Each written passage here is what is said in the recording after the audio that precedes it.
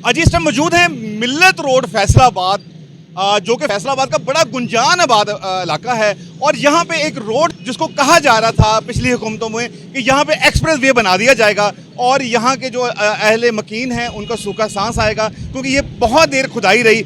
4 commissioner Faisalabad के तकरीबन इसमें चेंज हो चुके हैं। मैम मरियम खान, उनके बाद राजा जहांगीर साहब, उसके बाद मसरत जमी साहबा और अब नए इमरान हमीद साहब। शहरी क्या तवक्को कर रहे हैं? क्या ये जो नए कमिश्नर आ रहे हैं ये हमारे मसाइल हल करेंगे? हम उनसे बात करते हैं। जी, ये रोड अरसा दराज से टूटा हुआ है, तो आप यहाँ के रहायशी हैं, क्या कहेंगे?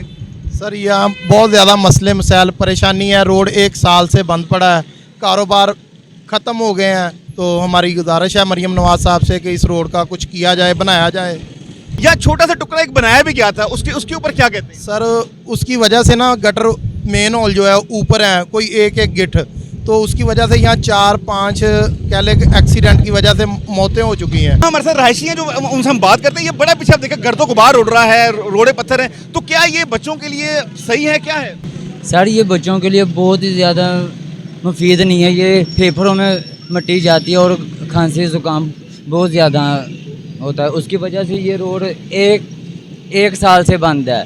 ये यही कह रहे थे आज बनाते हैं। बड़ी ईद के ऊपर भी ये इधर से ये सारा खड्डा खोद के चले गए थे, वो भी कारोबार बंद है।